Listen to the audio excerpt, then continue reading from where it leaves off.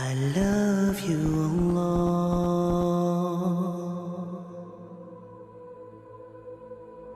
When we die, our soul departs from our body. And the soul goes on a journey that has many stages to it. And for the beginning of this khutbah, I want to focus on one stage of the journey of this soul. And that is when the soul descends into the grave to be reunited with our bodies.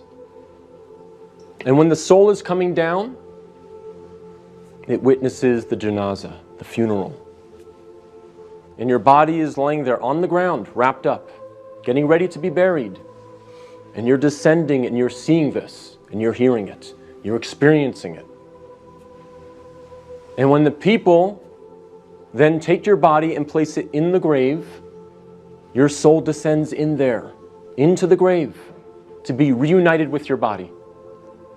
And then your loved ones, your friends who were there at your janazah, they will start shoveling dirt, start picking up dirt with their hands and placing it in the grave, throwing it on top of you, and you will feel it fall on top of you.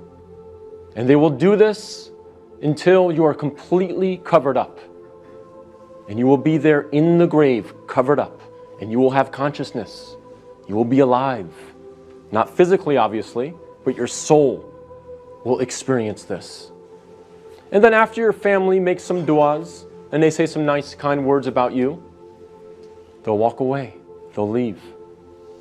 And you will hear their footsteps, as the Prophet, peace and blessings be upon him, said, that you will hear their footsteps as they walk away.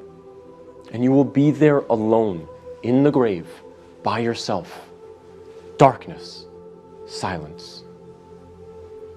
What happens at that point? Two angels come to you, Munkar and Nakir. And they ask you three questions.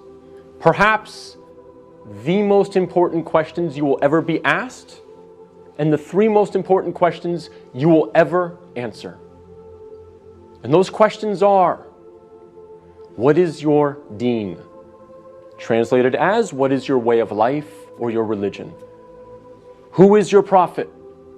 And who is your Lord? Not necessarily in that order, but those are the three questions. And if you answer these questions correctly, all three of them, your stay in the grave will be one of peace. You'll have peace. You'll have pleasure.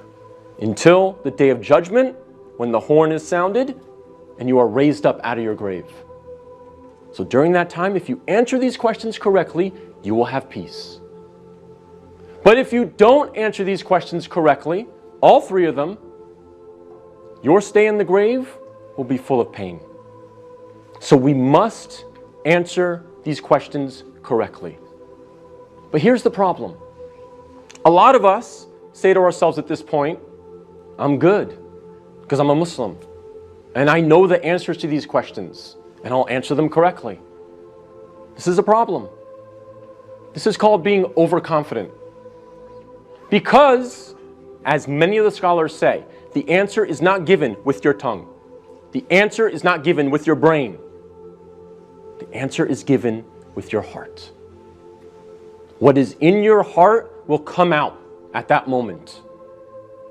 And so if you lived your life not praying, not striving to implement Islam, not striving to understand the Quran to the best of your ability, if you spent your life not really striving to be a Muslim, a true Muslim, trying to practice, then Islam really was not in your heart. So we have to make sure that we're striving, again, to the best of our ability. I'm not asking for perfection. I'm not asking for scholars. I'm not asking for you to be of the best character like the Prophet, peace be upon him, but we must strive for it. So that on that day, when these angels come to us and they ask us these questions, what is in our heart will naturally come forward. The answers, the correct answers will come forth. And not the answers of, I was striving for something other than the pleasure of Allah. So we have to make sure that Islam is in our hearts, not just on our lips, not just in our mind.